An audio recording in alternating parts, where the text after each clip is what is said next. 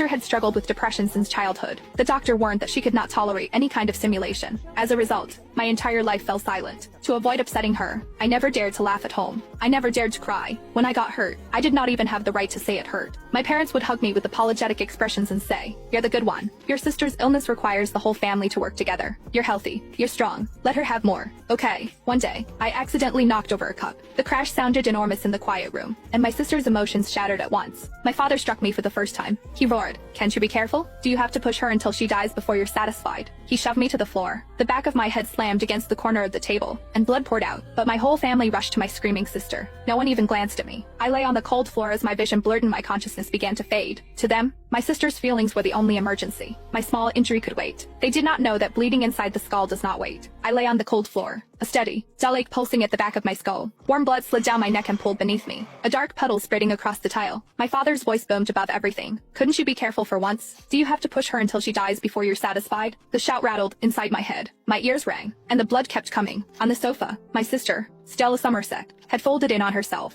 She drew her knees to her chest. Her shoulders shook. Both hands clamped over her ears as she shrieked, sharp enough to sting. She did it on purpose. "She wants me dead. Make her go away. Go away." My mother knelt in front of her and rubbed her back in slow circles. Her voice turned soft and sing-song. "It's okay, baby. It's okay. Mommy's here." The bad sister went away. I tried to push myself up. The room tilted hard to the left, then lurched back. Dizziness punched through me, and I collapsed again with my cheek against the floor. The edges of my vision darkened. Black crept in like smoke and swallowed the corners first. "Dad, Mom." My voice came out thin, almost nothing. No one turned. My sight blurred. The ceiling faded into a pale smear. Somewhere beyond it, old memories surfaced, as if they had waited for the moment I finally stopped fighting them. I saw myself running home with a certificate clutched in both hands. I had earned first place in my grade. My heart had felt too big for my chest. "Mom," I shoved the door open. Breathless, the words spilled out. Before I could finish, she snatched the certificate from my hands and shoved it into a drawer, as if it were contraband. "Raimi," she whispered, panic in her voice. "Don't let your sister see it." She lowered her voice even further. "You know how this goes. If you do well, it will set her off." I stood in the doorway with my arms still half extended, as if my body had not received the message. My smile froze. "But Mom, it's the first time I ever got first place," I said. My voice shook.